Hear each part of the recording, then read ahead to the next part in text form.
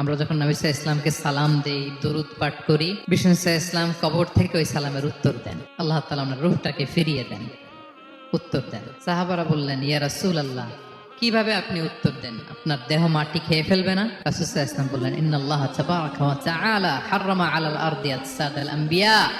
আল্লাহ তাআলা নবীদের দেহকে নষ্ট করা মাটির জন্য হারাম করে দিয়েছে। কোনো মাটি কোনো নবীর দেহকে টাচ করতে পারে না, নষ্ট করতে পারে না। নবীরা কবরে জীবিত, সেখানে সালাত আদায় করে, তাদেরকে স্পেশাল রিজিক দেওয়া হয়। এটাকেই বলা হয় হায়াতুন নবী। তিনি বারজাকি জগতে জীবিত। উনি উনার কবরে এখনো জীবিত অবস্থায় আছেন, হায়াতুন নবী। তবে আমরা এখন যেরকম জীবিত এরকম না, বারজাকি জগতের জীবিত। তিনি ইন্তেকাল করেছেন, মৃত্যুবরণ করেছেন, নিঃসন্দেহে তিনি বারজাকি জগতে চলে গিয়েছেন, কিন্তু সেই জগতে তিনি জীবিত। এবং বিষ্ণু সাল্লাল্লাহু আলাইহি ওয়াসাল্লাম বলেন, আজান শোনার পরে কেউ যদি এই দোয়াটা পড়ে, আল্লাহুম্মা রাব্বা হাযিহি দাওয়াতি তাম্মা ওয়াস সালাতিল কাইমা আতি মুহাম্মাদানিল ওয়াসিলাতা ওয়াল ফাদিলা ওয়া বা'আথহু মাকামান মাহমুদা আল্লাযী ওয়া'আদতা। এই দোয়াটা যে পড়ে আজান শোনার পরে, বিষ্ণু সাল্লাল্লাহু আলাইহি ওয়াসাল্লাম বলেন, হাল্লাত লাহু শাফাআতি ইয়াউমাল কিয়ামা। কিয়ামতের দিন তার জন্য সুপারিশ করা আমি নবীর জন্য ওয়াজিব হয়ে যায়। যারা পড়েন না পড়বেন। এবার কিয়ামতে বিষ্ণু সাল্লাল্লাহু আলাইহি ওয়াসাল্লামের কি ফিচার থাকবে একটু কিয়ামতের শুনে শেষ করি। বিষ্ণু সাল্লাল্লাহু আলাইহি ওয়াসাল্লাম বলেন, আনা আউয়ালু মান ইয়ানশাক্কু আনহুল কবরু। কিয়ামতের দিন ময়দানে মাহশারে, হাশরের ময়দানে সর্বপ্রথম আমি কবর ফুঁড়ে উপরে উঠে দাঁড়াবো। কে উঠে দাঁড়াবে? বিষ্ণু সাল্লাল্লাহু আলাইহি ওয়াসাল্লাম সর্বপ্রথম কবর ফুঁড়ে উনি উঠে দাঁড়াবেন। এবং হাশরের ময়দানে উনি কোথায় দাঁড়াবেন? ওনার জন্য একটা স্পেশাল জায়গা থাকবে। জায়গাটার নাম হচ্ছে মাকামে মাহমুদ। জায়গাটার নাম কি? মাকামে মাহমুদ।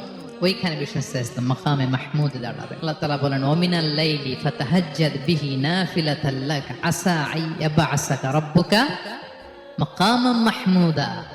ওখানে বিষ্ণু সাল্লাল্লাহু আলাইহি ওয়াসাল্লাম দাঁড়াবেন, মাকামে মাহমুদে তিনি সিজদায় লুটিয়ে থাকবেন। এবং সেদিন তিনি সুপারিশ করবেন, সাহিবুশ শাফাআ, তিনি সুপারিশ করবেন। অন্য কোন নবী সুপারিশের সাহস করে স্পর্ধাও দেখা।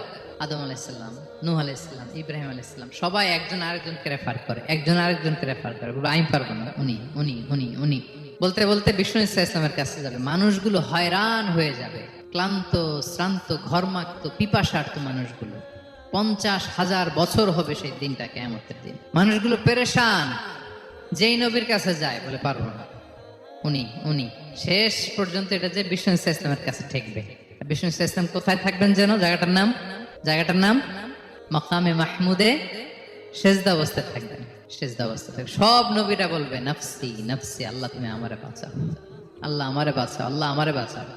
কিন্তু বিষ্ণু সাল্লাল্লাহু আলাইহি ওয়াসাল্লাম সে মাকামে মাহমুদের সেজদায় লুটিয়ে কাঁদতে থাকবেন আর বলবেন, উম্মতি উম্মতি উম্মতি, হে আল্লাহ আমার গুনাহগার উম্মতকে বাঁচাও, আল্লাহ আমার গুনাহগার উম্মতকে তুমি বাঁচাও। কাঁদতে থাকবেন বিষ্ণু সাল্লাল্লাহু আলাইহি ওয়াসাল্লাম ওই জায়গায়। তখন আল্লাহ তাআলা বলবেন, ইয়া মুহাম্মদ ইরফা রাসাক, হে মুহাম্মদ মাথা তোলো। কুল তুসমা, আজকে তুমি যা বলবে তাই শোনা হবে। সাল তু'তা, যা চাবে তাই দেয়া হবে। ওয়াশফা তুশাফা, যার জন্য সুপারিশ